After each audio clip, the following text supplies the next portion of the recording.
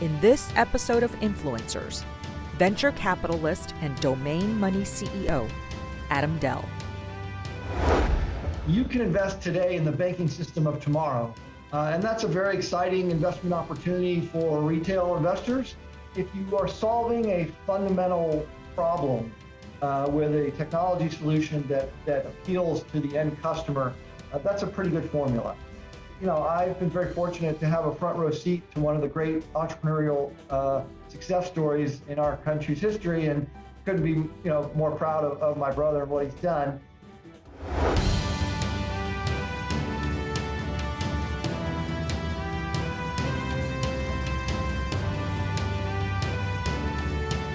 Hello, everyone, and welcome to Influencers. I'm Andy Serwer, and welcome to our guest, Adam Dell, venture capitalist and the founder and CEO of a new trading platform, Domain Money. Adam, great to see you. Good to see you, Andy. Thanks for having me. I want to ask you all about Domain Money, but first of all, I've got to ask you about the crazy markets this year, both in crypto and in equities. What the heck is going on? Well, market volatility is one of the things that is inherent in our market, right? Whenever you have such a large inflow of capital into a discrete number of assets, you're going to have significant swings. As Warren Buffett likes to say, the market is a voting machine in the short term and a weighing machine in the long term. And as I look at the long-term trends of some of the free cash flow sources that are being spit out of some of the larger tech names, I'm quite bullish on their prospects going forward. And as it relates to cryptocurrencies, where we're focused, I look at the fundamental underlying components of blockchain technologies and their contribution to our financial markets, less from a speculative standpoint and more from a core market function, a core financial function.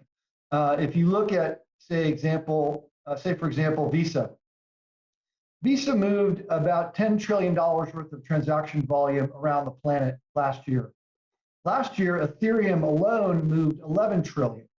And so that just gives you a sense of the scale of the impact of these technologies and what impact they will have on our broader economy. I'll give you another example. Money markets. A few years ago, the number of dollars involved in DeFi money market protocols was less than $1 billion. That's a 2018 stat. This year, it's over 200 billion. And so the growth of the financial utility of these underlying technologies is undeniable. And as they become more widely adopted in commercial use cases, again, unrelated to speculation, I think you're going to see a significant growth in real revenue and real cash flow coming out of these technologies. Yeah, I hear you, and I want to ask you more about those technologies, but just sort of again back to the macro environment, because say, first of all, with the tech stocks, they've just been such winners in so many ways in our economy. But the driver here right now is higher interest rates. Does that concern you? Well, I mean, interest rates have been so low for so long that there's a whole generation of investors out there and market analysts who believe that this is the norm. And obviously, on a historical basis, interest rates don't stay this low. And so I think, given the true cost of capital and the fiscal responsibility that is incumbent upon responsible central banks to employ, interest rates inevitably need to go up over the long term.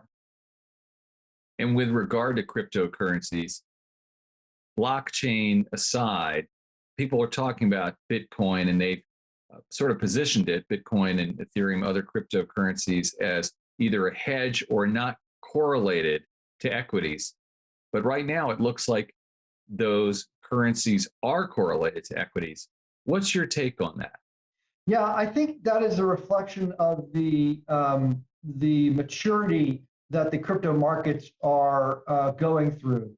These assets are now more broadly held across a larger institutional base.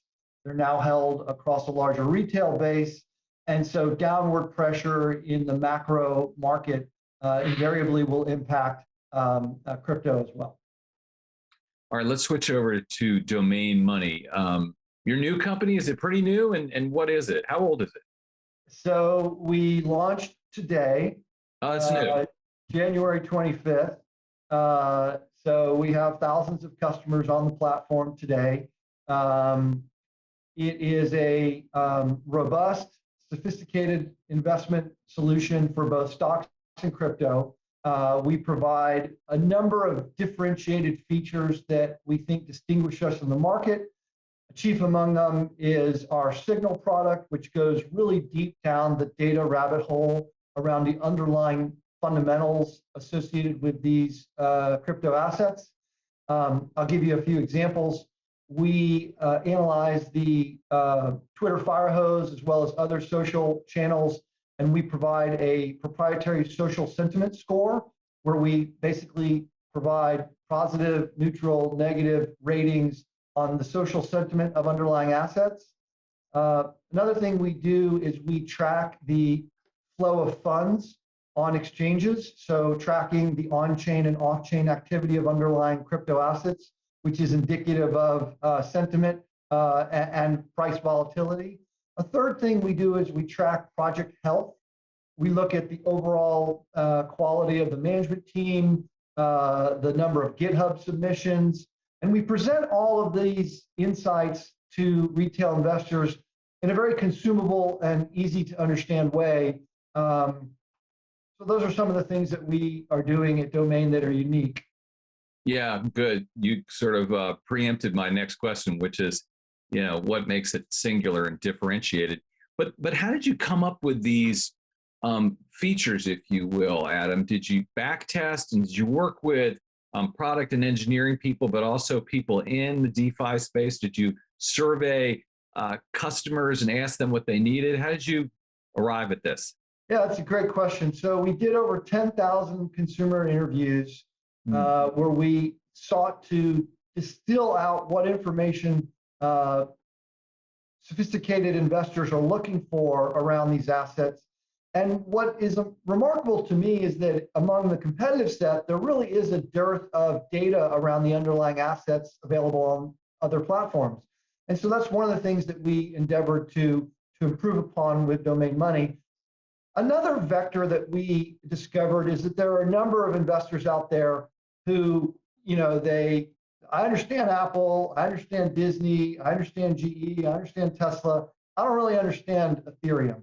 I don't interact with it on a daily basis. It's not part of my daily routine. And so it's hard for me to get my head around it.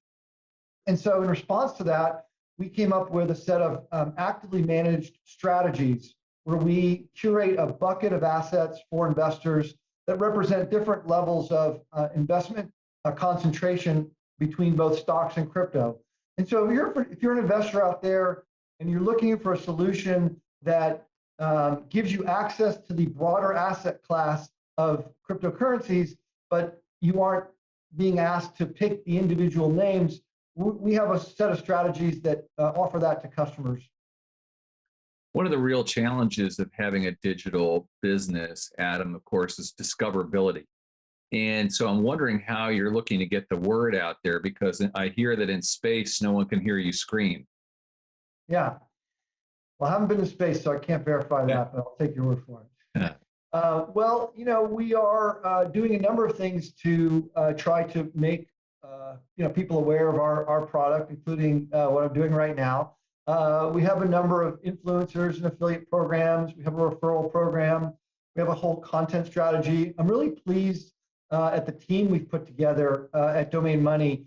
We hired an individual named Brad Olson, who was the head of content for Seeking Alpha, very accomplished and thoughtful individual. And it's our ambition to be a voice of authority around these investment asset classes and to educate consumers about what these underlying technologies are, rather than just be driven by momentum and memes.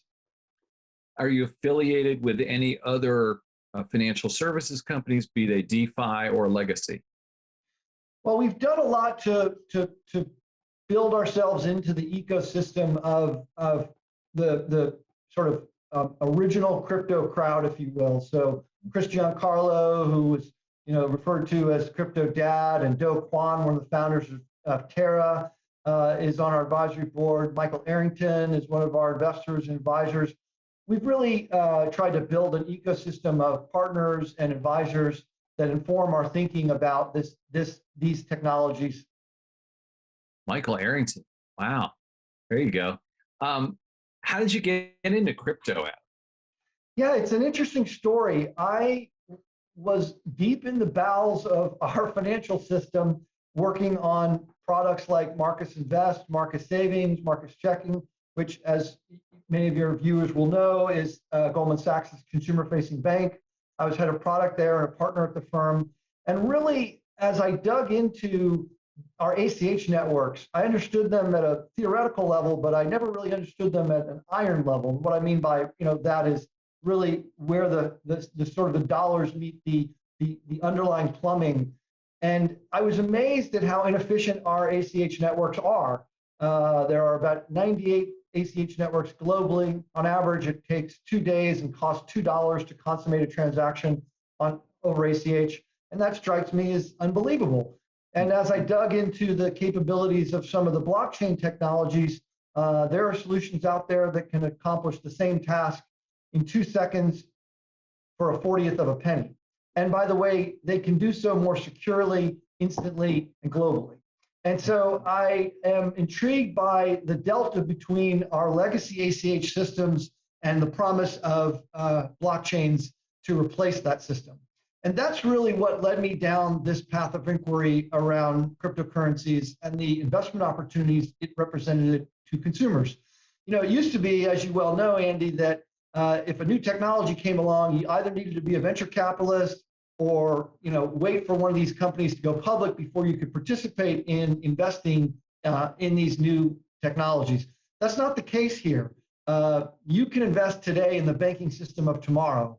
And that's a very exciting investment opportunity for retail investors. And I thought that there was a gap in the market between what was available and what we think investors are looking for.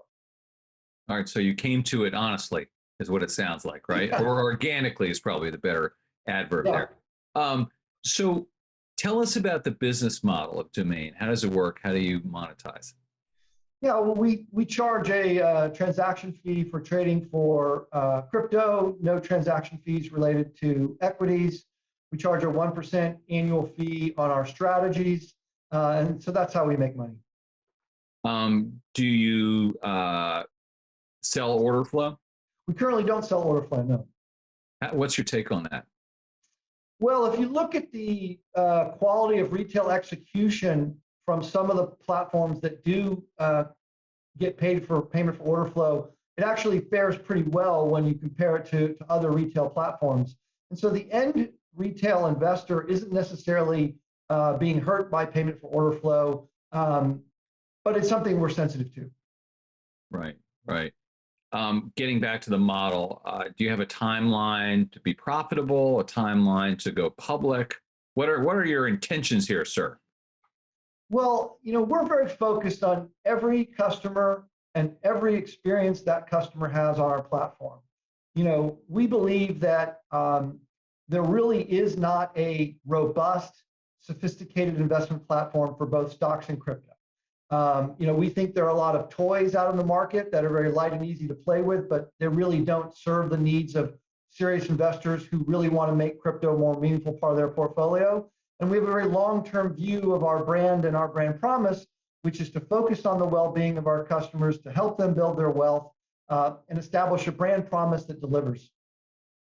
What about the timing of this all, Adam? I mean, with the Fed, probably raising rates a number of times this year, we were in this incredible bull market, particularly during COVID, where there was all those stimulus checks coming into people's pockets, and then they were going out to broker dealers and spending it.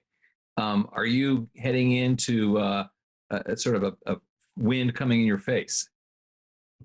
Yeah, well, I mean, short-term market swings are not really the thing that we pay a lot of attention to. We spend much more of our focus on the long-term trajectory of these assets.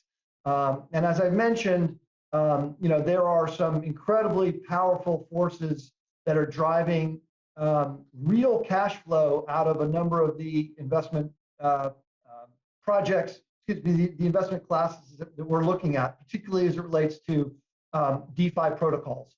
And so we're very encouraged by the underlying trends that we see. A lot of people look at the price of Bitcoin or the price of any given crypto asset over the last couple of weeks and say, gee, this doesn't look really good.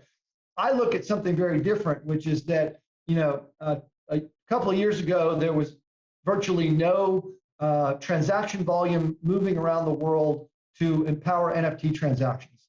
Last year, it was 23 billion, okay? A few years ago, less than $1 billion in DeFi volume. Last year, 200 billion. 11 trillion in transaction volume on Ethereum. These are profound trends that are not going away just because of the short-term volatility in the financial markets. And speaking of those profound trends, Adam, and you mentioned you worked at Goldman, you mentioned Visa. What is your take on these legacy institutions? Are they going to get consumed by these trends? Or are they going to co-opt them? Everyone always talk, oh, Visa and MasterCard are dead because of electronic payments. And of course, they benefited like crazy. But now there are questions about those companies, for instance. Yeah. Well, we've been honored that we were selected by MasterCard to be part of their Smart Path program. What I've seen from the Visa and the MasterCards of the world is that they've really wrapped their tentacles around anything and everything related to blockchain technologies, because they, like many smart investors, see the opportunity set and what it can mean for improving the efficiency of our banking plumbing. The bigger story, though, is what these technologies will do to allow consumers to both borrow and lend on their assets.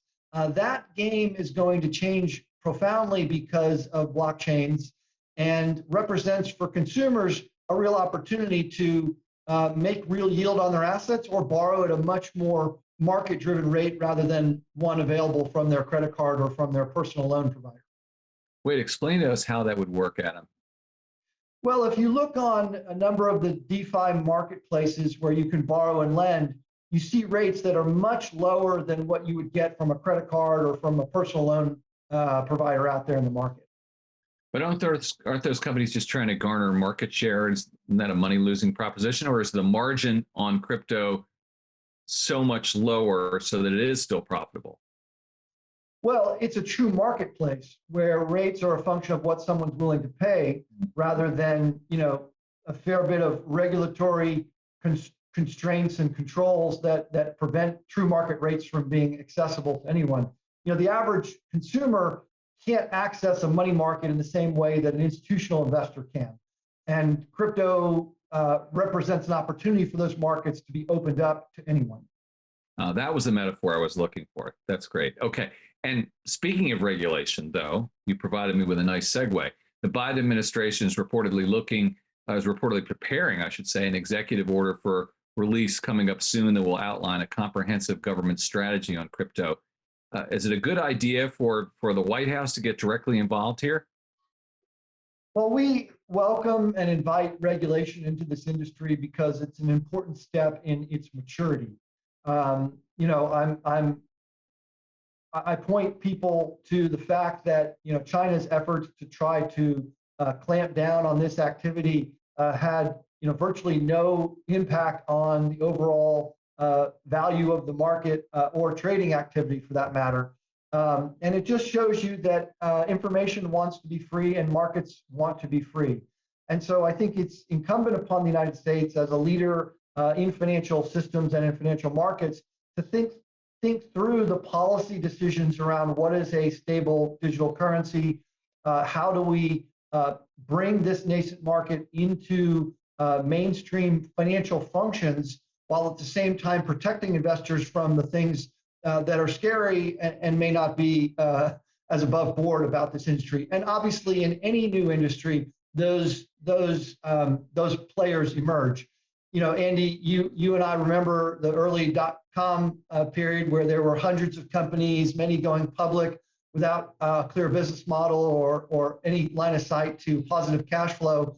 And yet, despite all of that noise, an enormously valuable set of companies emerged that redefined the very fabric of our economy. And the same dynamic will exist with blockchains and crypto. We're in the middle of a Cambrian explosion of diverse projects and initiatives that are being tackled by engineers using these technologies, and some subset of those will become the very building blocks of the next generation of our banking system. Would regulation impact domain money? We've worked hard to ensure that we are following the letter of the law as it relates to regulation, because we want to represent this industry as it matures, rather than being part of the fringes of the Wild West of the industry. Right. My understanding, Adam, is that you said, quote, "The notion that individuals are rational actors is a false one. They are emotional animals and they make financial decisions based on emotion." So is that true? Okay, good. Glad we got that right. Do trading platforms like yours, though, then have an obligation to protect users from themselves? Well, I believe it's our obligation to inform the consumer and provide them with as much information as we can to educate them about making rational investment choices. We really stress on our platform education, transparency, and time-tested investment strategies. So we talk a lot about dollar cost averaging. We talk a lot about portfolio theory. We talk a lot about market fundamentals. What is the market size of this technology? What is the product market fit? What is the management team? What is the business model? And what is the viability of that business model over time? Rather than things that are meme and momentum driven. And so while I can't protect individuals from making bad decisions, I can help inform them. And so our goal is to achieve that for investors. I want to ask you about wealth inequality in financial services, because, of course, the wealthiest Americans still own the vast majority of equities. And it's probably true about crypto, although I'm not really informed. I'm just guessing. Maybe you know the answer to that as well. How do we address that? Is that anything that concerns you, Adam? Well, the most interesting opportunity for blockchain technologies is opening up of markets to a broader set of our members of society that don't have fair access to a financial relationship that allows them to live their lives. Borrowing money, earning interest on deposits, those core components of our financial system are available to people who have bank accounts, who have credit scores. And blockchains operate differently. They don't require there to be trust between the two parties to a transaction. And so they, as I mentioned earlier, represent an opportunity to open up those markets to a broader segment of our society and to make available to individuals who have fewer dollars a fairer interest rate, a real yield on their savings, which they might not otherwise have access to. I mean, if you're a merchant in Taiwan and you have savings, how do you get yield on those savings? If you're a doctor in Nebraska and you have savings in your bank account, they're paying you 0.06%. That's not a market rate in terms of interest on your money. And blockchains represent an opportunity to open those up to fair market rates and real market rates for each one of those individuals. Does that mean bad things for the legacy banks? I believe that the legacy banks are smart enough to acquire and partner and evolve their business models over time to embrace the changing nature of how financial entities make money.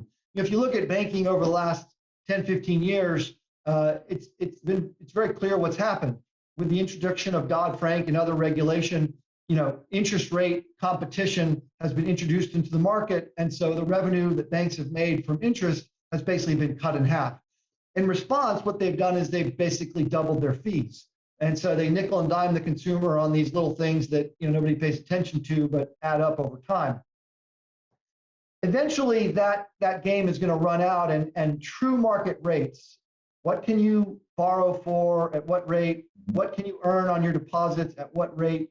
Those will be made available to consumers without the required on-ramp associated with, establishing a bank account. Right. You will be able to access those rates through DeFi protocols powered by blockchain technologies. All right, as we wrap things up here, I got to ask you some personal questions, and of course, that means I got to ask you about Michael, your older brother, Michael Dell, CEO of Dell. What was it like growing up with Michael, and what about it do you think contributed to the success of both of you guys, your household? Well, my mom used to like to say that she had 3 boys and she left out food for 2. Michael was always a young man in a hurry. He was always tinkering with something, doing something, working on something, and he was pretty good at figuring things out. And so, I've been very fortunate to have a front row seat to one of the great entrepreneurial success stories in our country's history, and couldn't be, more proud of my brother and what he's done. Right. Okay. And so, are you still working with him? I mean, you're in touch with him. You guys talk. What's your relationship like today? We talk a lot, and I just saw him, and he's doing well and working hard and enjoying his role as the CEO of Dell. Yeah, and it's just watching that kind of come and not go, but it sort of had these different chapters, I guess is how you characterize it, right? Yep. All right, and so you've now founded a bunch of successful companies yourself, Adam, and you've sold some to different entities. What have you learned, and what are some mistakes you've made? What are some things you've learned along the way? Yeah. Well, one is that if you are solving a fundamental problem with a technology solution that appeals to the end customer, that's a pretty good formula. And so I've tried to focus on finding market problems and solving them with technology. The second, and this won't be any deep insight, but it's all about the team and the quality of the people around the table trying to solve the problem you're trying to solve. And so I really focus on that. I'm very proud of the team we've put together at Domain Money. About 25 of my former colleagues from Goldman Sachs chose to join me in this new adventure. And in addition to those folks, we've hired Brad Olson, who is the head of content for Seeking Alpha, the head of trade ops from Cantor Fitzgerald. We hired a COO who ran the crypto business for SoFi. We've established a really solid team that is very focused on our mission, which is to build our customers' wealth. You have a metaverse part of it, or no? Well, we will bring additional assets onto the platform over time. I think you'll see us getting into the NFT space sooner rather than later. And so customers can look forward to that in the coming months. All right, let me know when you get the metaverse thing down. Okay, I'll let you know. Headset and go into Domain Money. Final question, Adam. How do you see using your influence on this world? Well, I don't know how much influence I have other than I like building things. I like catalyzing teams around specific objectives and goals and trying to motivate and set direction there. It is very fun for me to build things. I genuinely enjoy it. I get a real rush out of creating something and then having people use it. And so I'm very focused on making sure that we deliver the best investment platform experience in the market. I remember when Goldman was working on the Apple Card, and there was chatter among the industry and even within the halls of Goldman Sachs, what does the world need another credit card for? And if you've ever used the Apple Card, it's really a delightful, unique experience. And I think the same opportunity exists in investment platforms where there are real improvements that can be made in the customer experience, the customer support, the education process, the journey that we take customers down as we help them try to make better investment decisions. And so I'm very focused on that as well as the rest of the team. Adam Dell, VC and founder and CEO of Domain Money. Thanks so much for your time. Andy, thanks for having me. You've been watching Influencers. I'm Andy Serwer. We'll see you next time.